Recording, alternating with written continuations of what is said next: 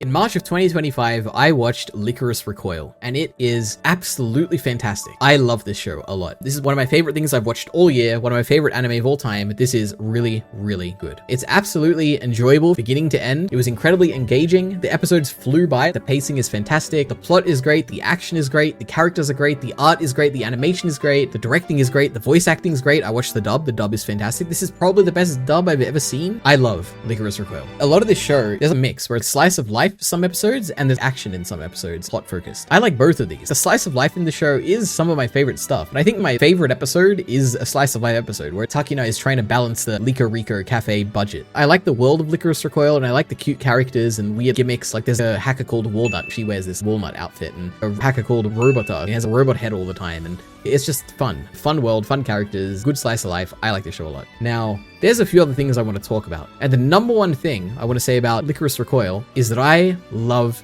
Chisato. She is the main character, and she is really, really interesting. On the surface, she's incredibly bubbly and fun and friendly and enjoyable character to watch. She's good at fighting. She's got a cool power where she's a master at understanding trajectories, so you can't hit her with a bullet because she'll dodge really easily. It's a cool power. She has a fantastic character design, which I like a lot. Her little bow, her blonde hair, her little dress, it's really cool. I like her design a lot. There's the element to her character, which is she is the most capable killer on the planet, but she chooses not to kill. And not only does she choose not to kill, whenever she hurts someone, she goes out of her way to make sure that she helps them out. If she breaks a bone, she'll put that in a cast, or if she accidentally shoots someone with a bullet, she'll stop the bleeding and help them out. It's cute. I like it. Chisato is great. But there's a few deeper elements to her that I think make her more compelling than your average kind of entertaining anime character. One of them is something that I think is probably more unique to me as a person. I don't know if anyone else would kind of agree with this, which is that she has an interestingly static affect. She has very little reactions to things. This might also be a dub thing, which might be why I like the dub so much, which is that the way that she speaks is always kind of in the same tone. She's always kind of happy and nonchalant in the way that she says things. And she has conversations with the villain in the show that are very matter of fact. And she doesn't really break, not character, because she's not really playing a character, but someone can say something very surprising to her or very threatening to her, and she'll react with a smile. And she's not going to give them the satisfaction of reacting the way that they want her to. And this is something that I like a lot. I wish more people did this in real life, and I wish more characters did this, because it's always so cool. Someone's like, I'm gonna kill you, and then you're like, oh, okay. And it's like, oh, I love Chisato. She reacts in this way. So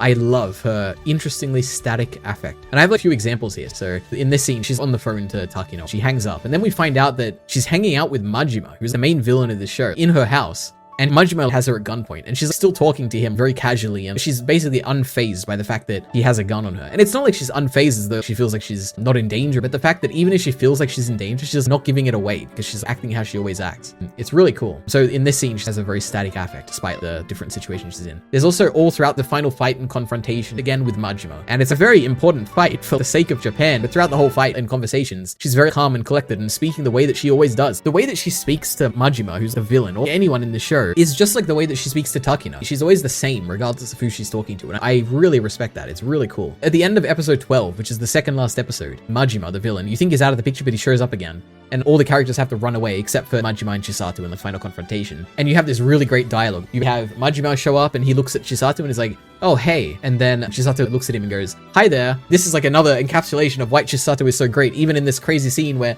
Majima just shot at all her friends and the friends are trying to run away, she's just like, hi there. And I'm like, I love her so much. Oh my goodness. She's the greatest character of all time. There's the final scene where Majima and her are sitting down talking about drinks or something, and she's really casual in the conversation. Yeah, there's a lot of stuff. And I think it might honestly be the dub voice acting, which I like a lot. Chisato's voice actor is amazing. That's one element of what I like about Chisato. But let's continue, because there's more to what I like about her. Chisato is an interesting embodiment of the themes of truth, agency, and choice. It's related to her heart, and the fact that she didn't choose to have the heart, but she has it now. Also, she works for DA, and DA is related to the control of truth and agency. And DA's mission is to protect the people from the things that they shouldn't know, and they don't want people to know that there's terrorism, and is that a good thing or a bad thing? Just like Chisato, she has a heart and she got it from a villain, but is it a good thing or a bad thing that it's from a villain? And there's a scene where the premise is that Teach and Mr. Yoshi, they work together and they got Chisato a heart early on with the agreement or eventual belief that they're going to make sure that Chisato will eventually become the world's best killer, and she will use her new heart and talent so that she can kill a bunch of people. So this was the agreement, and Teach was eventually going to make sure that after the fun time she has, eventually she's going to use her talent to kill people.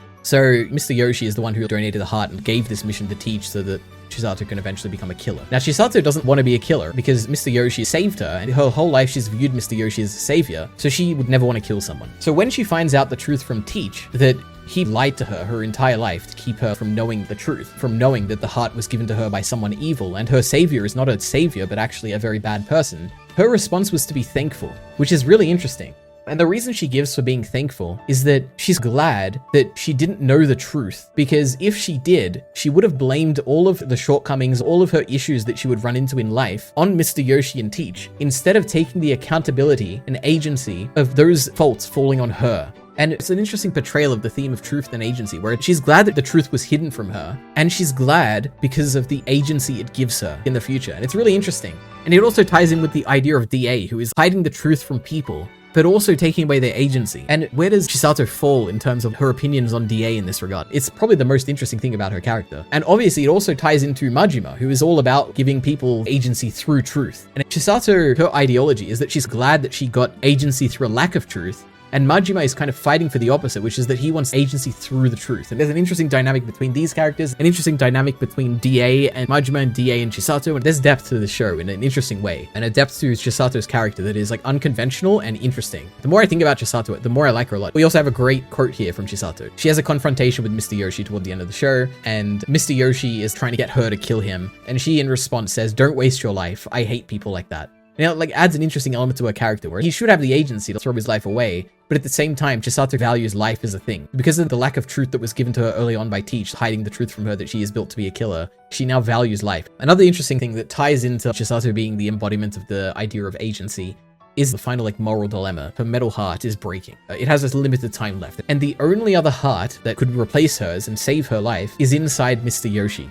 And he put it there intentionally inside his own body, so that the only way for Chisato to live on is for her to kill him. And by killing him, becoming a killer, and becoming the killer that he wanted her to be. The interesting thing is that in this final confrontation, Takina shows up and immediately tries to kill Yoshi, because she obviously wants to save Chisato by getting the heart from Yoshi, and she doesn't care about Yoshi. Yoshi's a killer. But the interesting thing here is that in this scene, Chisato has the ultimate agency, because no matter what, even if Takina gets that heart and kills Mr. Yoshi, even if Mr. Yoshi kills himself, Chisato is never going to take that heart, because she is the one in control here. She would never want it, because it is a corruption of her morals, and she doesn't want to kill this person because she doesn't kill people, and that gives her the agency to, no matter what happens in this situation, she will be the one to decide what happens. She's not going to accept this heart if it's not acquired through means that she's willing to accept.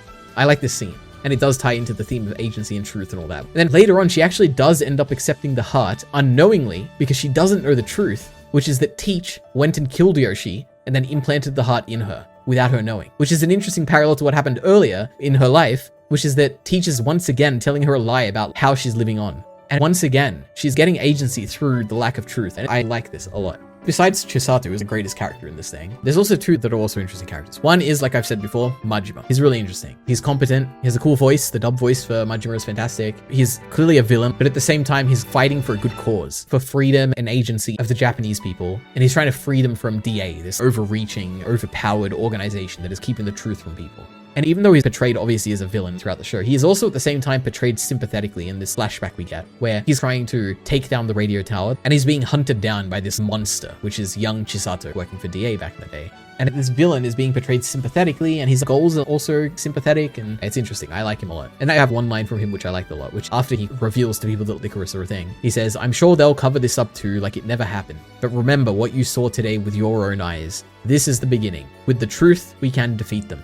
So again, the idea of truth in Lycoris Recoil is interesting. But yeah, Majima's an interesting character. The second interesting character, so there's Chisato, there's Majima, and there's Teach, Mika. He's interesting because firstly, he's a big black guy in Japan, which is like not that common of a thing. But he also has an injured leg. He has a crutch when he's walking. It's like, oh, this is like an interesting guy. He's out of place, both in terms of being a big black guy in Japan and also having this like injured leg. And it's like, this is kind of interesting. But the more interesting element to him is the subtle guilt that you see in him. He clearly feels this guilt over having lied to Chisato, not telling her about the savior that she spent her whole life looking for. But it's very subtle. He doesn't show it to her. And through this guilt, he's resorted to being more of a quiet kind of figure so that he doesn't show that guilt. It's interesting. There's also the way that he sees himself as weak for not being able to kill Yoshi for Chisato. And the fact that eventually he does go on to kill Yoshi for Chisato and doesn't tell her. He regretted the first time not telling her. But when he did tell her the truth about lying to her the whole life, she accepted it. And now he does it again. He's lying to her again about the heart thing. What an interesting guy, you know? The final interesting decision he makes is that when he kills Mr. Yoshi and takes the heart, Mr. Yoshi had this card that he was going to give in the box when he gave it to Chisato. And inside the letter is his true feelings. He's genuinely happy that Chisato is going to live a life. And from the bottom of his heart, he's happy that Chisato is going to fulfill her mission of being able to make a difference in the world through her unique ability, which is killing people. And Teach sees this message in the box and throws it away, so that Chisato is never going to know that Mr. Yoshi truly did care about her from the bottom of his heart.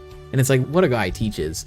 Complex, you know? So yeah, those are my 3 favorite characters. Now, production-wise, like I said, the dub is absolutely fantastic. It probably is the best dub I've ever seen. There were no issues with this, and some of the character performances are absolutely fantastic, especially Chisato. Now, the show itself is beautiful. Now, there are other anime I've seen that have far more animation, far more interesting directing even, but I do think it's like the art style combined with the directing, combined with the character designs, combined with the colors and the lighting. All of these come together to make a show that, although it has a lot of Sakuga, there are other shows that have way more Sakuga. Even Summertime Rendering, which is the last thing I talked about in this channel, that has far more Sakuga, but it doesn't have the combination of all these aesthetically interesting things that Lycoris Recoil has that make it so good, so much better than the Summertime Rendering. This show looks really good. I like it a lot. And it's not even flashy or anything. It just looks good. And the last production element note is that the mid-episode eye catches are really cool. They're sketches of the characters and cute poses. I like it. The show also has a nice conclusion. It's very satisfying. You get a bunch of small payoffs to things. One of them is that there's this whole storyline going on that Walnut, the best hacker in the world, she's gone into hiding, but the world thinks that she's dead. And the whole time you're like, oh my god, I hope that eventually people find out that Walnut lived on and it was a hoax. And eventually you do get that payoff, and Roberta finds out that Walnut's alive, and DA finds out. This is so satisfying. What a great conclusion. There's also this small storyline, which is that the reason that Takina gets kicked out of DA is that she becomes a bit reckless so that she can save one of her fellow Lycoris. And then throughout the show, this Lycoris is constantly trying to build up the courage to tell Takina thank you. And toward the end of the show, this girl steps up and helps out Takina by letting Takina go, and she'll fill in for Takina in the mission. And then in the final episode, Takina comes back and says thank you. And it's a cute little wrap up for a story that didn't really need a wrap up, but it's nice. Lycoris Recoil has a very satisfying conclusion that I don't need to ever see any more of the show. I mean, I'd be happy to, but it all wraps up nicely. But anyway, now I have a bunch of miscellaneous notes. Number 1, I was vehemently against DA for the majority of this show, because they're obviously an overreaching government organization that's trying to keep people from being free, and they're trying to keep information from people, and it's not good. So I hated them.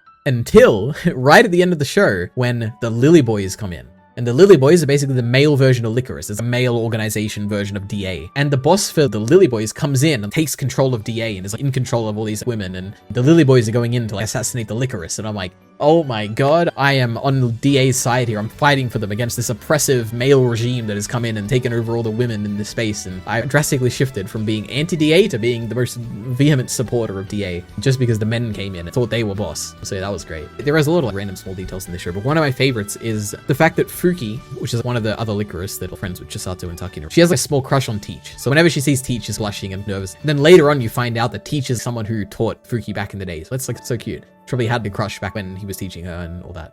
Anyway, what else is there? There's like this cute scene where you get a flashback to Chisato after her heart surgery, and she's in a wheelchair, and she's like zooming around excited in this wheelchair. I'm like, this is the cutest thing ever. Oh my goodness. Chisato's so cute as like a little kid getting excited in this wheelchair. That was great. There's a particular clip, which is after they find out that Chisato is going to die in a few months. Takina plans out a day that she's going to go and hang out with Chisato, and she's going to take her places. And at the end, she was hoping that it would snow. It doesn't snow. So Takina walks home, and then it starts to snow when they separate. When Chisato was on the top of the cliff and Takina's already walked down the stairs, and she's like, oh my god, it's snowing. She turns around excitedly to like, go run back up to Chisato and tell her. But then she sees that Chisato is also standing up looking down at the stairs, and she's realized too. And she doesn't have to go up because Chisato understands, and Chisato was also excited for the snow because Takina was excited for the snow. It's really cute. I like it a lot. What else is there? Oh, I like Mizuki. She's Teacher's second in command, the woman who's in charge of Lycoris. She's funny. I like her relationship with Kurumi, who's Walnut. They're like very funny together. Kurumi is always putting her down and getting a first class ticket for herself, but then not for Mizuki. There's one fantastic gag in this that had me actually dying laughing. It was so funny.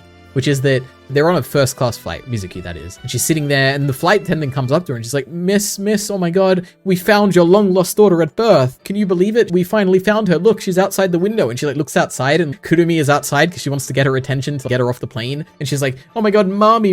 And she's like, crying and excited. This is the funniest thing I've seen in my life. Oh my goodness. Anyway, another interesting thing is that DA, all of their defenses are managed by this AI, which is a cool sci-fi concept. And it is also funny because toward the end of the show, the final confrontation with Majima, the main reason he's able to do what he does and succeed is that the AI is disabled. But the second the AI is turned back on, it instantly comes up with a cover story and it spins it in a convincing way. It's like really interesting. But at the same time, the presence of an AI and the fact that it was turned off temporarily, and that's what led to this whole information getting out, is also like a commentary on the reliance on technology for defense, right? Like if we're nothing without the AI, then maybe we should build out our other skills. We're not just relying on it. Anyway. Interesting. My final miscellaneous note is that Takina has this really cool entrance toward the final fight of the show, which is that Chisato is basically fighting Majima in the darkness, because Majima has this cool ability where he can hear things in the darkness better. And during this fight, you see this phone on the ground, and it rings like 3 times. You're like, what's going on here? Why is this phone ringing? And then Chisato understands something when she sees the phone. I'm like, what did she understand? I don't understand. And then a few seconds later, Takina bursts in, like cracking through the wall, and she's entered the fight, and it's the coolest thing ever. And you realize that the 3 calls that were on the phone, it goes ring, ring, ring, ring, ring, ring. Oh my god, this is a callback to a few episodes ago when Takina said that if the phone rings 3 times and you don't answer, then I'm gonna come and save you. And it's a subtle message from Takina that I'm about to enter the fight before it happens, and it's so cool. Yeah, and then the fight after that is so cool because Chisato can see again because the light from Takina coming in, and you get this cool sequence where she's dodging bullets at point blank range. It's so fantastic. I guess another thing to say about the show is that I've complained about other things like Black Lagoon before. All the action in Black Lagoon is gun-on-gun fighting. But my goodness, it's the same thing in Lycoris Recoil, but it's so good. The gunfights in this are really good. The action in Lycoris Recoil is fantastic. But yeah, Lycoris Recoil, that's all I have to say about it. It is fantastic. I love Lycoris Recoil. Go watch it. I don't know why you watched this and got spoiled and everything. I guess I didn't spoil everything. I didn't spoil like a bunch of plots, but go watch it.